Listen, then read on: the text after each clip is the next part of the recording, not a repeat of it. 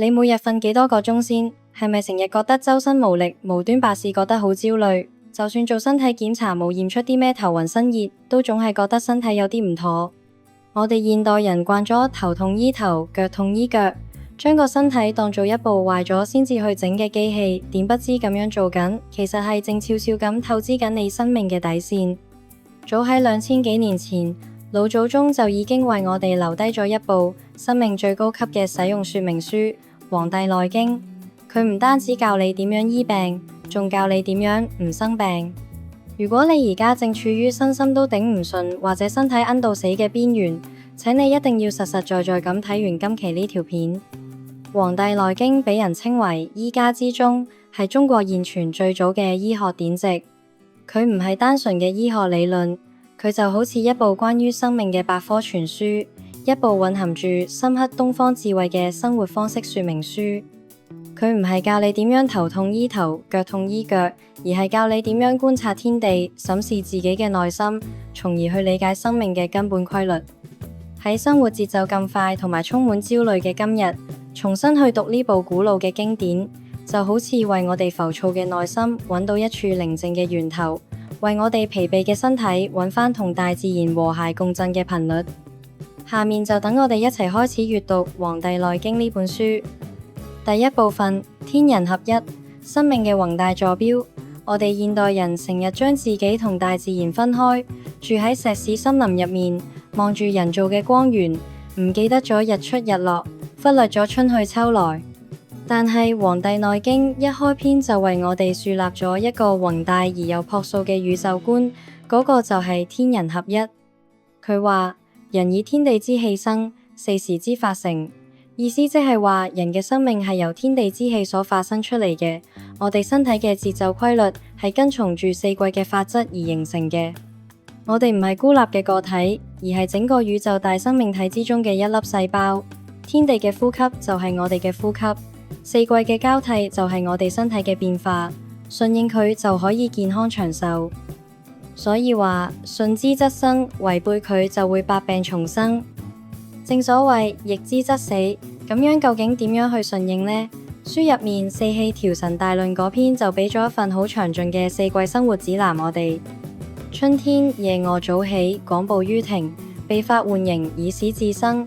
春季要順應新發之氣，稍微晏少少瞓，早啲起身，喺庭院入邊悠閒咁散步，着啲闊袍大袖或者鬆動嘅衫褲，等啲頭髮自然咁披散落嚟。咁樣就可以令到新發之氣順暢咁流動。更重要嘅係要生而勿殺，育而勿奪，賞而無罰，順應萬物生長嘅規律，唔好去做啲壓抑生機嘅事。夏天夜臥早起，無厭於日，使之無勞，使華應承受。夏季係陽氣最旺盛嘅時候，我哋要充分利用呢個時機去補充陽氣，可以稍微晏少少瞓，但係一定要早啲起身。唔好怕曬，唔好討厭陽光，等心情保持開朗愉悅，等身體可以充分展現生命嘅活力。秋天早臥早起，與雞俱興，使之安寧，以換秋形。秋季要早瞓早起，好似雞啼咁同天地同步，等心智保持安寧，用嚟緩解秋天肅殺之氣對身體嘅影響。呢個係收穫嘅季節，亦都係修煉嘅季節。我哋要學識收斂浮躁嘅心情。冬天早臥晚起，必待日光，使志若伏，若有思意，若已有得。冬季要早廢遲起，等到太陽出嚟先至起身，等心智好似潛伏隱藏咁樣去保養精神，為來年嘅新發去積蓄力量。你睇下，春生夏長，秋收冬藏，呢個唔單止係大自然嘅節奏，更加係我哋身體嘅節奏。呢個就係《黃帝內經》話俾我哋知嘅第一個大智慧。將自己放返入天地之間，好似一棵樹咁樣，跟住四季榮枯，去感受生命最原本、最真實嘅脈動。第二部分，陰陽五行，讀明身體嘅說明書。如果話天人合一係《黃帝內經》嘅世界觀，咁陰陽五行就係佢嘅方法論，係古人攞嚟解讀宇宙同埋身體呢部複雜機器嘅說明書。陰陽睇落好似好玄妙，其實非常之簡單。你可以將佢理解為宇宙之間一切事物對立統一嘅兩種屬性或者力量。天為陽，地為陰，日為陽，月為陰，動為陽，靜為陰，熱為陽，寒為陰。對於我哋嘅身體嚟講，外為陽，內為陰，背為陽，腹為陰。書入面有一個好經典嘅比喻，陰陽者，天地之道也，萬物之綱紀，變化之父母，生殺之本始。陰陽唔係抽象嘅概念，而係我哋身體運行嘅根本法則。日頭我哋精神十足，呢個係陽氣充足；夜晚我哋需要休息，呢個就係陰氣主導。當陰陽平衡嗰陣時，我哋就精力充沛，心情輕鬆；當陰陽失調嗰陣時，我哋就會覺得呆到死又焦慮，甚至乎會作病。生命最理想嘅狀態係咩呢？書入邊俾咗8個字，簡直可以稱得上係養生嘅最高心法。陰平陽秘，精神乃治；陰氣平和，陽氣固備，兩者互相協調，精神先至會安定，生命先至會健康。如果話陰陽係宏觀嘅總綱，咁五行木、火、土、金、水就係更加精細嘅分類系統。古人充滿智慧咁樣用呢5種物質嘅特性嚟類比萬事萬物。例如話木有生發調達嘅特性，對應春天、東方人體嘅肝臟同埋發火嘅情緒。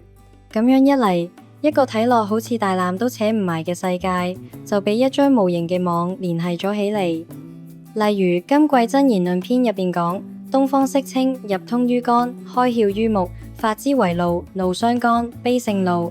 呢個就話俾我哋聽，春天清晰肝眼，火氣。佢哋全部都係屬於木呢個大家族，所以一個人如果肝火太盛，就容易增發脾氣，對眼都會出現紅腫乾澀呢啲問題。呢種思維方式就係取象比類，係中醫認知世界嘅核心。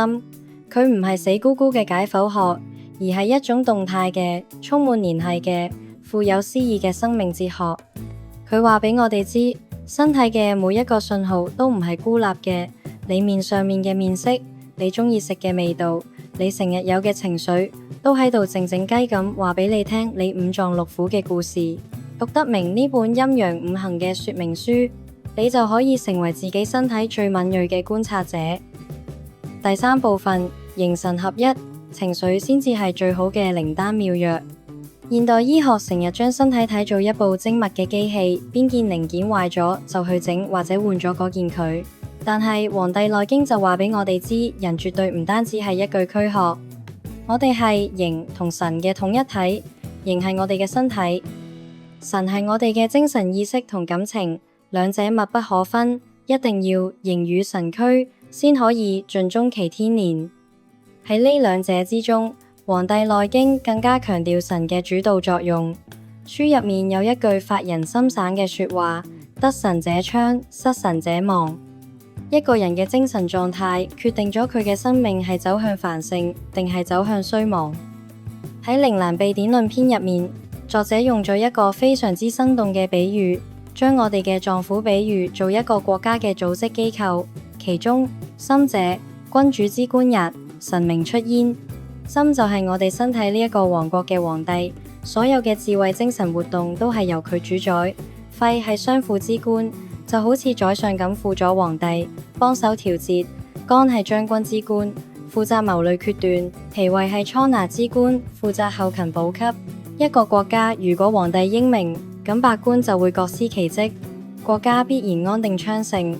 同樣道理，一個人嘅心神如果安寧強大，身體嘅各個臟腑就可以協調工作，氣血順暢，自然就健康。相反，主不明則十二官危。如果心神大亂，憂心忡忡，又擔驚受怕，咁成個身體王國就會陷入混亂，百病叢生。本神篇更加係直接指出咗情緒對我哋身體嘅巨大殺傷力：喜傷心，怒傷肝，憂傷肺，思傷脾，恐傷腎。過度嘅開心會耗散心神，孭屈唔住嘅火氣會損傷肝臟，深沉嘅悲傷會阻礙肺氣。諗得太多太過操勞會拖垮脾胃，長期嘅恐懼會消耗腎氣。呢個咪正正就係我哋現代人生活嘅寫照咯。我哋為咗返工日夜憂心，為咗人際關係而激心發愁，為咗將來嘅未知數而擔憂焦慮。呢啲無形嘅情緒就好似一把把溫柔嘅刀仔咁，日復一日咁靜悄悄咁割緊我哋嘅生命力。所以《黃帝內經》俾出嘅養生大法，最緊要嘅首要條件就係養神。佢教導我哋要恬淡虛無，真氣從之，精神內守，病安從來。保持內心嘅清靜、安寧同淡泊，等啲慾望減少啲，等情緒平和啲。呢樣嘢睇落好似係一種消極無為，實際上係最高級嘅積極養生。因為當你守住咗內心嘅皇帝，成個身體嘅王國自然就會風調雨順，國泰民安，情緒先至係嗰味最根本、最見效嘅靈丹妙藥。第四部分，上工治未病，做自己健康嘅第一責任人。喺《黃帝內經》睇嚟，醫學嘅最高境界係咩呢？唔係醫好咗幾多奇難雜症，而係治未病。書入邊有一段好出名嘅論述：是故聖人不治已病，治未病；不治已亂，治未亂。夫病已成而後藥之，亂已成而後治之。譬猶渴而穿井，鬥而鑄冰，不亦晚乎？咩嘢意思呢？即係最高明嘅醫生，唔係喺個病已經發咗出嚟之後，先至去開藥醫治，而係喺個病仲未發生之前就去做好預防。呢個就好似等到頸渴先至去掘井，等到打仗先至去做兵器，咁樣咪太遲咯。呢種治未病嘅思想貫穿咗成本書，佢強調嘅唔係被動咁去醫治，而係主動咁去養生。佢將健康嘅責任由醫生手上交翻俾我哋自己嘅手上。睇翻第一篇《上古天真論》，佢描繪咗上古時代嘅人可以春秋皆度百歲，而動作不衰。佢哋係點樣做到嘅呢？因為佢哋識得發於陰陽，合於術數，食飲有節，起居有常，不妄作勞。佢哋跟從天地嘅規律，飲食有節制，作息有規律，唔會捱更抵夜，過度操勞，所以可以形與神俱，活到老天爺賦予嘅壽命。而今時之人不然亦，將啲酒當水咁飲，將啲胡作非為當做家常便飯，以欲竭其精，以耗散其真，所以先至半百而衰亦。呢種跨越千年嘅對比，就好似對我哋現代生活敲響咗一下警鐘。我哋捱夜眯手機，大魚大肉，暴飲暴食，坐定定唔喐，透支緊身體嘅精氣神。呢個咪正正就係半百而衰嘅預備隊咯。《黃帝內經》啟示我哋，健康唔係一件可以一勞永逸就攞得到嘅物品，而係一種需要我哋用智慧同埋自律去精心維護嘅狀態。佢係一種生活方式，一種生存嘅智慧。